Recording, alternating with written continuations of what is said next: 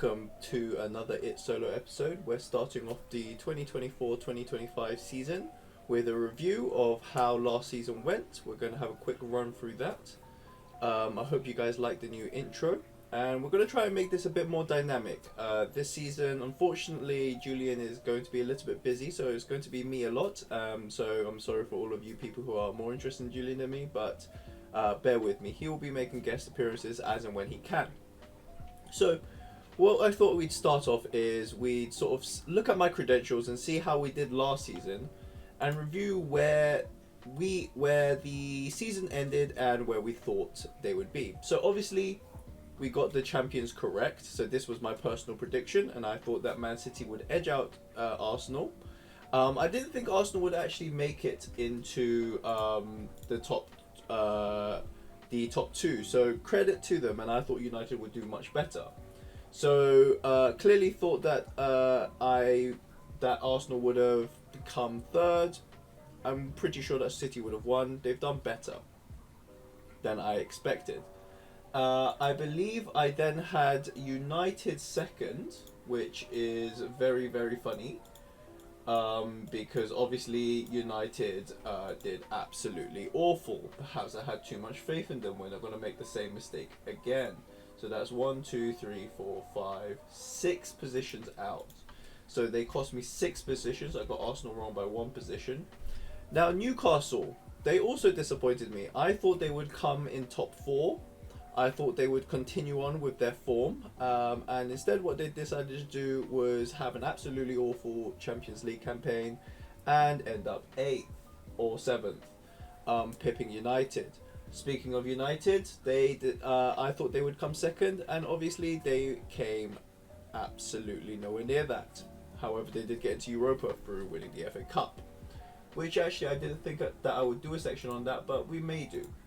Now Liverpool, I thought with Klopp's last season that they might, take a downturn and just be preparing for the switchover, but actually Jurgen Klopp, rallied, and at some points in the season we thought that Liverpool would have actually won.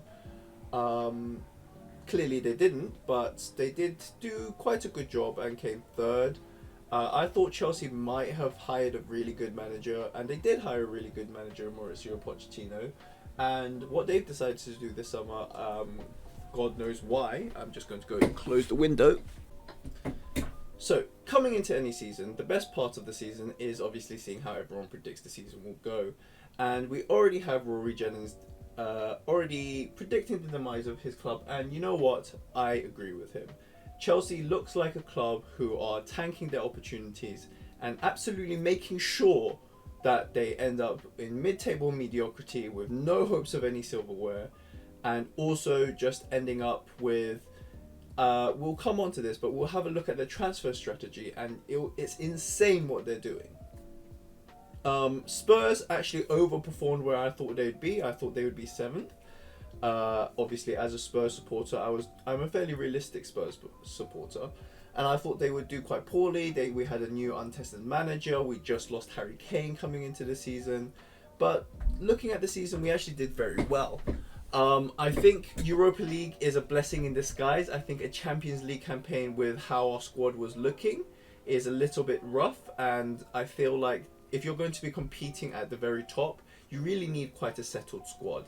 And Spurs didn't have that. And Spurs still don't have that. We, second to Chelsea, have had probably one of the more active windows.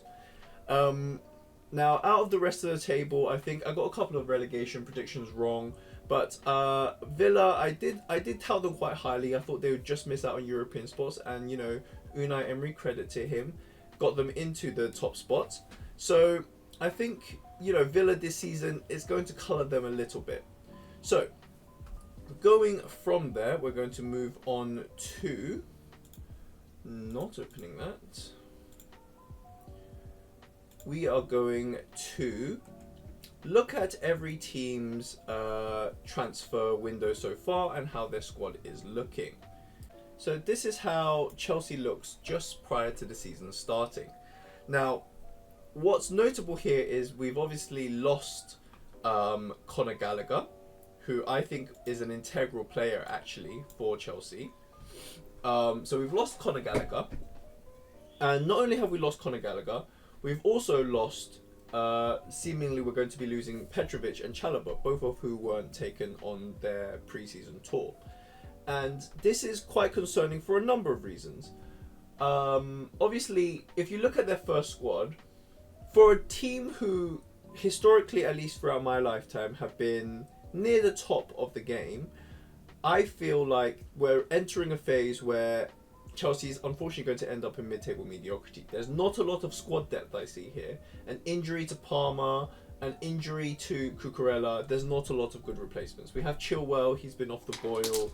I don't particularly trust Robert Sanchez, and one of their more marquee signings this window has been Pedro Neto, perhaps allowing Cole Palmer to be a bit more advanced. We know Nkunku is quite fragile. We might have to have Cole Palmer or Pedro Neto taking up the striker position, with Nkunku swapping time with perhaps Mikhailo Mudryk and the currently relatively controversial Enzo Fernandez. Do we want Caicedo in the more advanced role? I don't think so. Looking at the bench, it doesn't inspire that much confidence. And the other reason I don't have a lot of confidence in the Chelsea team this season is look at how many transfers they've had in and out of their club. So if we just extend this a little bit, we can see that they've had 1, 2, 3, 4, 5, 6, 7, 8, 9, 10 transfers and some loans coming back. So they've had about 10 transfers coming in and about 10 transfers going away. That's too many players. That's too much squad turnover. There's no consistency in the squad. And we've got a new manager coming in with a new system. We've got this, and clearly there was a divergence in philosophy. Pre-season, they have been looking good. Obviously, you can't take pre-season that seriously, but what we've noticed in the pre-season is that their defense is leaking in goals. And if you go back to this squad, do any of these defenders look like they inspire any confidence for you? Like, does the Sassi or Badiashile inspire confidence? Do we think Reece James is going to make a whole season? I don't think so. So quite honestly, looking at this squad, I think it's going to it's going to mark Chelsea down quite heavily. And this is not just as, Rory Jennings being a, genetically Spurs hater. This is not just me being a, counteract to that. It is just because I genuinely think Chelsea have made very poor decisions during this transfer window, and that's going to count against. Moving on to the next member of the Big Six, we've got Arsenal with their procurement of Marino in this summer window, as well as their biggest problem position, Calafiori. I think they've positioned themselves really well for the upcoming season, and I think this might be, especially with what City have done with their squad. Don't mind me. Especially with what City have done with their squad, I think this is a squad that definitely has the capability of winning the league. Looking at their bench, they've got some good depth in there as well, with a lot of secondary options, with Timber perhaps being one of the more frail but versatile members of their team, and Trossard being able to fill out anywhere in the front line. Looking at their transfer market, we can see that they've brought in Marquinhos as well, who's just come back from the end of his loan. And they've sold off some extra, dead weight in the club, who hopefully will do quite well with Emile Smith-Rowe going to Fulham. Going on to their closest challengers, and a lot of pundits are saying that it's going to be a two-horse race. City have actually not done very much this season, are promoting members actually from their academy. And I think that's a good move for them. I feel like, with PFA rules, they need to play quite tight with their fast and loose with their budget. They've gotten rid of Alvarez, and they've got a versatile winger in Savio from Girona, and they've already had a lot of depth over the past couple of years for forging a solid backline already with Ruben Dias and Stones, and having good left back / centre back options in Gvardiol and Akanji, and good attacking options with Doku and Grealish. Looking at their transfer spend, they've obviously had this end of loan, but Savio being the big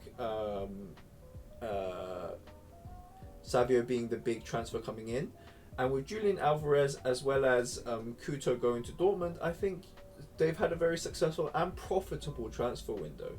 And that makes them, as we're closing towards the end of the transfer window and the start of the season, a quite potent force. So I think City, if we're being very honest, I think City have a very good chance of retaining for a record 5th title. The next squad we're going to be looking at is Liverpool. So Liverpool, unfortunately, have done pretty much nothing this transfer window. They were linked to Zubimendi, but as far as I can see so far, Zubimendi has actually rejected a move to Liverpool. With Zubimendi, I think this squad actually, is elevated quite a bit. Without Zubimendi, I think this is quite a problem position with how Arne Slot wants to play. This, alongside the fact that they had, I think, a record number of significant injuries last season. So I think a lot of these signings and a lot of their promoted young teams actually will step into their role this season. However, with a new manager, I do think Liverpool stand to be one of the weaker members of the top four, potential top four. We'll look at Liverpool's transfers so far. So they've brought in Ramsey from Wigan, just coming back from the end of his loan.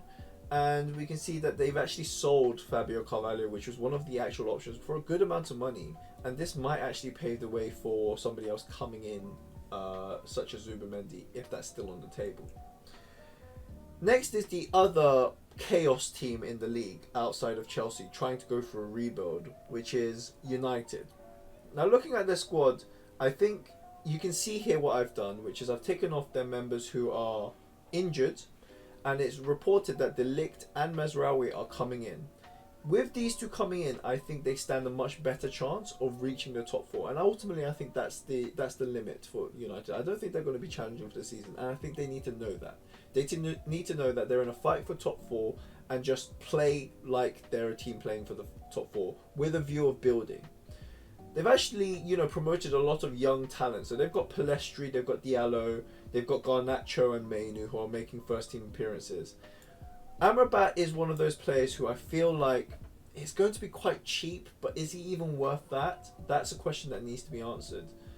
And they've already started their summer with an injury to one of their biggest signings, Yoro, to one of their marquee signings last summer window, with Højlund being injured in their friendlies.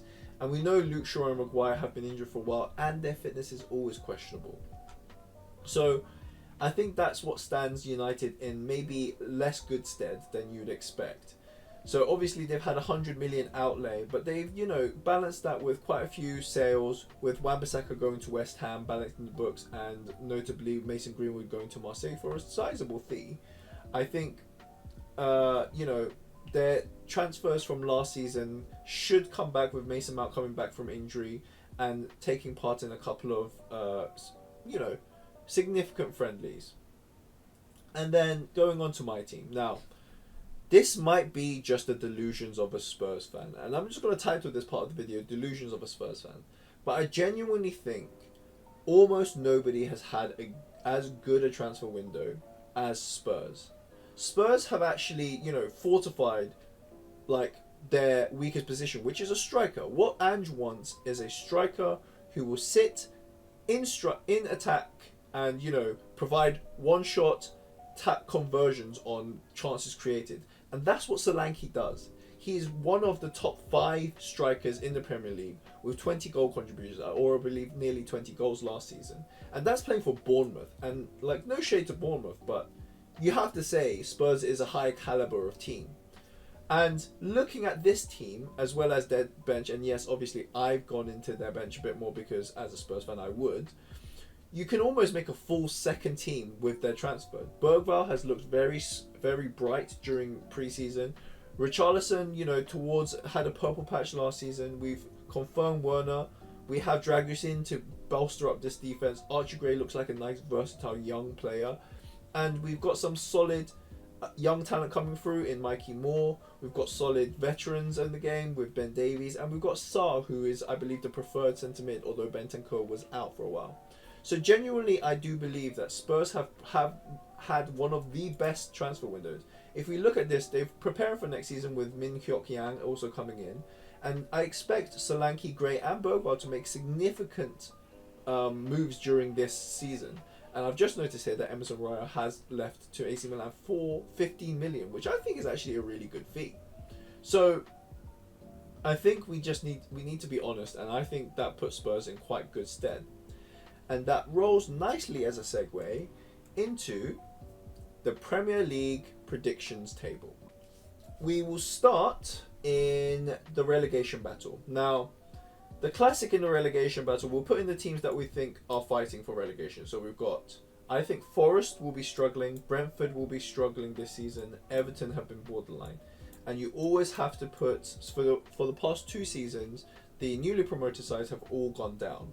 So I think this is a reasonable volley of teams, and we might as well put, I believe Brighton are going to struggle this season as well.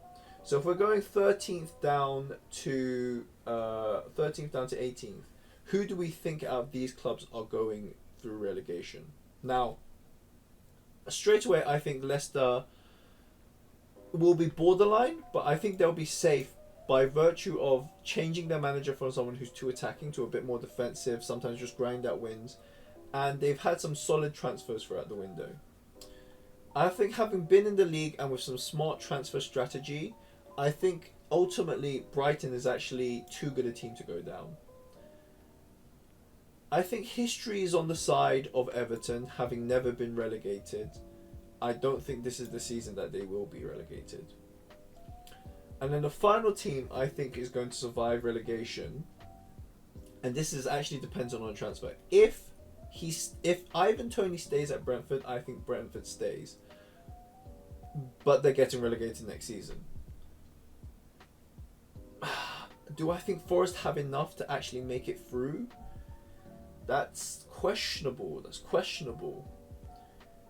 Ultimately, I think Brentford don't have enough turnover and don't have enough revenue, as Rory Jennings does say. So I think it'll be Forest who make it through and Brentford to go down. So I'm saying Southampton, Ipswich and Brentford to go down.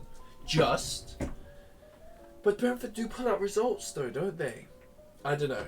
I think this is going to be the order it's going to be in. I do think Ipswich will unfortunately be bottom, followed by Southampton and Brentford.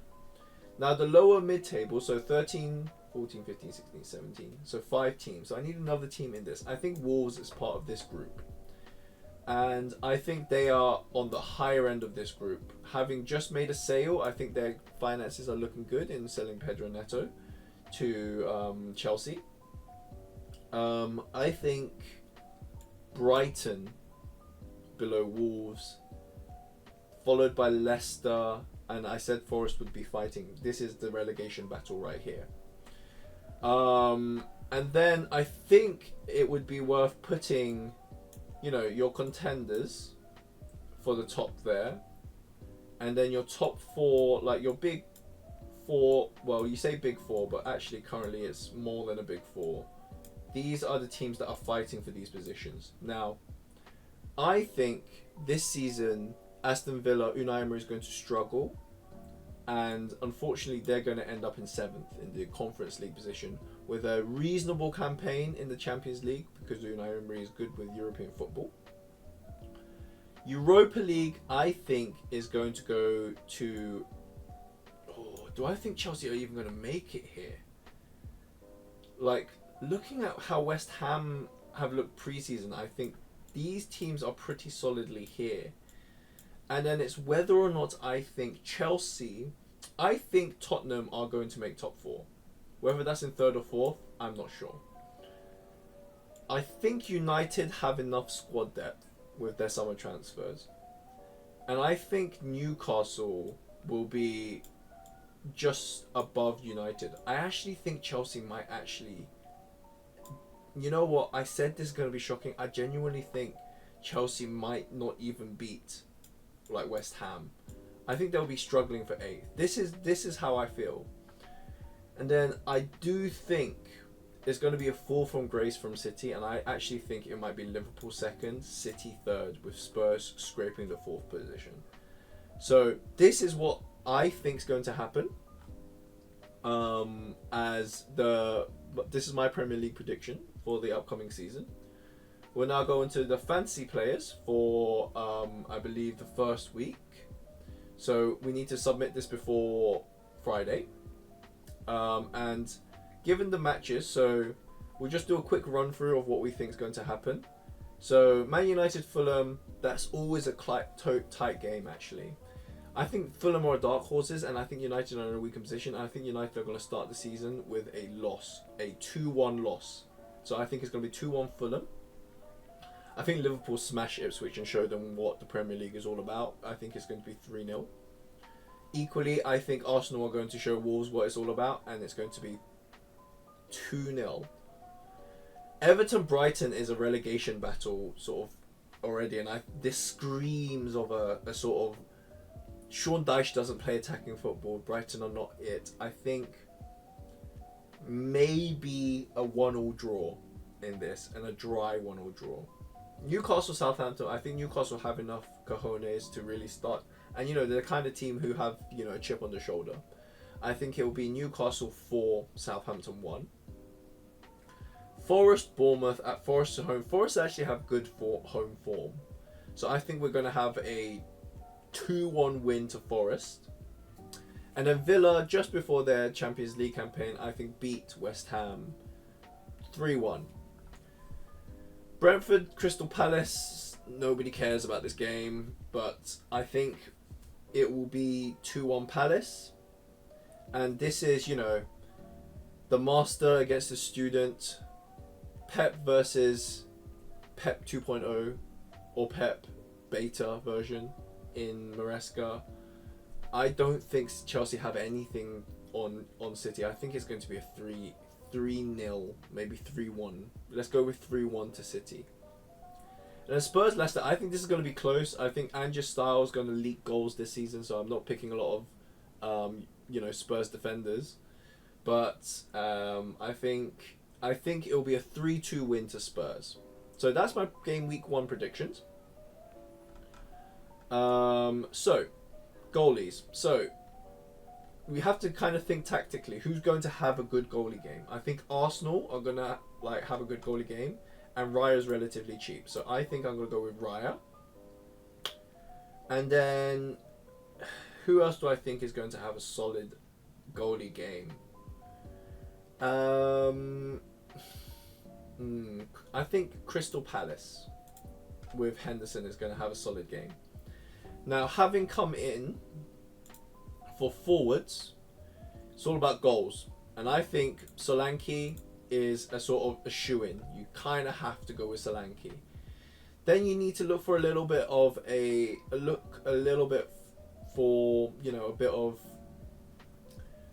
bit of cheap value here. And I don't...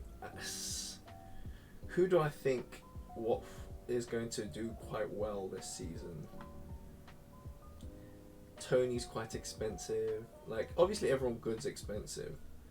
Who am I looking for? I think Spurs are going to score a lot. I think Arsenal are going to score a lot.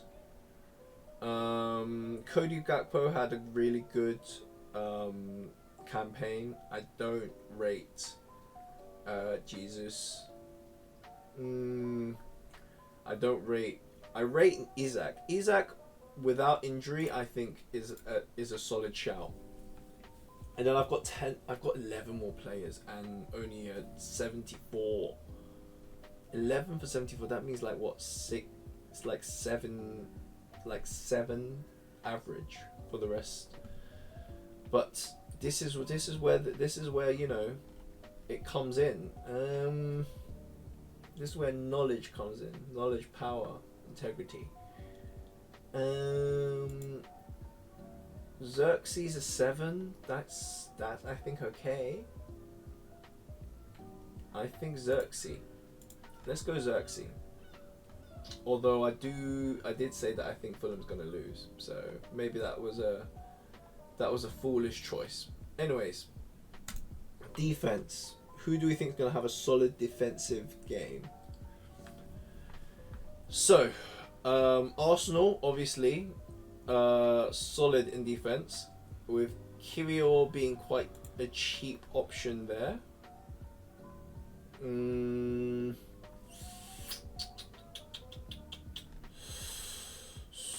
Wan-Bissaka is no longer a Man United player, so that's funny. Martinez always puts in a shift. I think Martinez is a solid shout. I don't think Dragic is even going to play.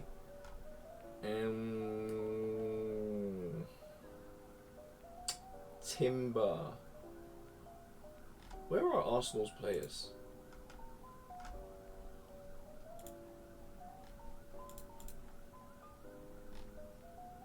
I can't even find Arsenal's players. Where are Arsenal's players? I'm looking for like Gabriel and like Saliba. I want Saliba, basically. Kind of where I'm at. Where is Saliba? Is there a way to click on the team and sort of just say I want this? I could just search. Saliba 6, I'll take him. Always solid.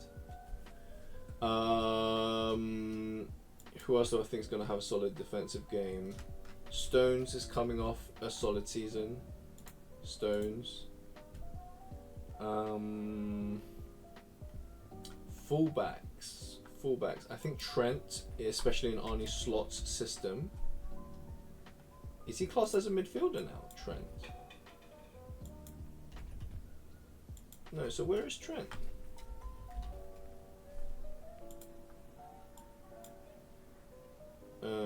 Trent Alexander-Arnold against Ipswich as well, 7k, I'll take that. And then who else do I think is going to be a solid shout? Walker, Gvardiol, Kanji's quite cheap. Romero, I think Romero is solid. Let's go with Romero. That puts me at about, I've got about 8 per midfielder. And if midfielders are expensive. Jeez. Gonna have to get some bargains in here. So I do think, unfortunately, as an Arsenal hater, Saka is going to play sick. And we've got Gordon in. Luis Diaz, I think, always puts in a good shift. Garnacho puts in a shift. How much do I have left? I've got 7.5. I think this is okay. This is a pretty sick team, I think. Jared Bowen for West Ham. Who are West Ham playing? Aston Villa.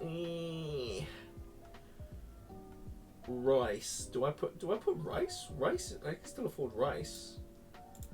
And then who do I think out of these players is, can be upgraded? It's whether I think Garnacho is going to have a better game than, I don't know, Bowen.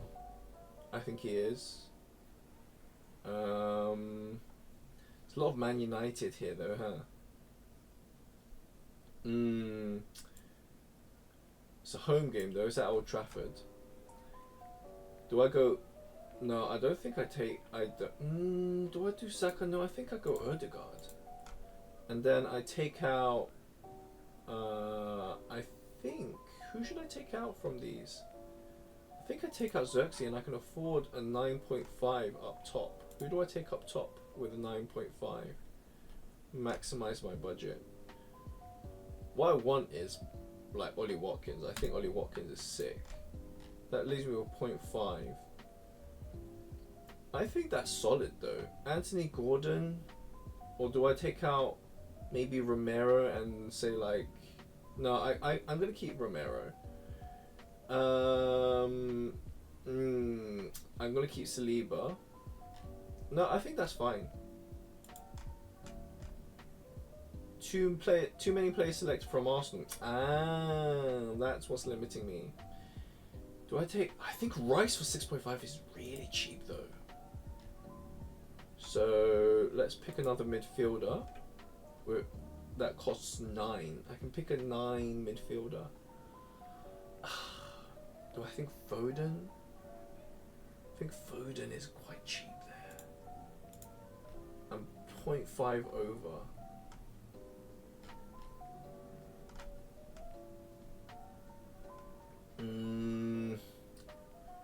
I think Alexander-Arnold's too expensive there. And I have 6.5. I can't add in another Arsenal player though. I've already got too many. 6.5. Gvardiol. Gabriel.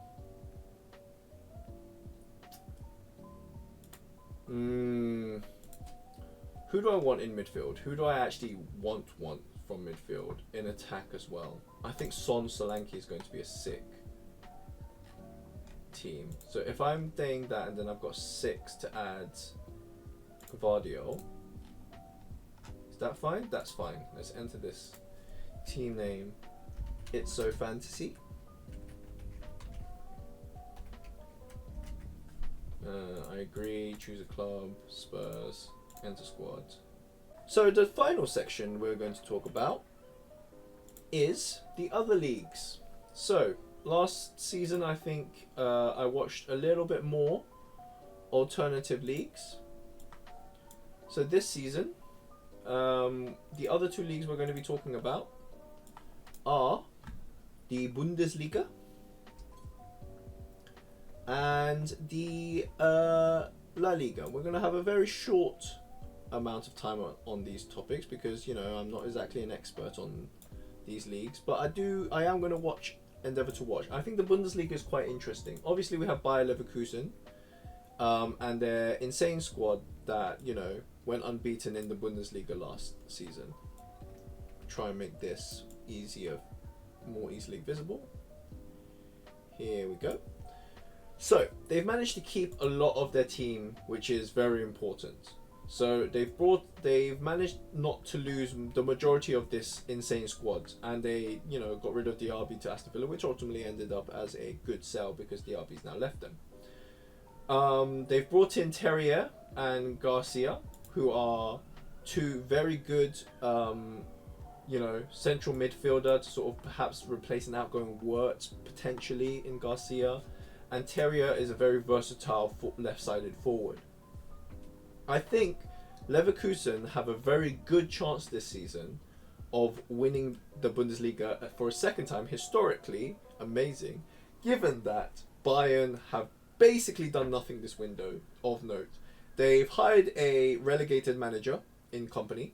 They haven't looked amazing in preseason. I know they've beaten Spurs twice, which, you know, says something more about Spurs, I think, than Bayern.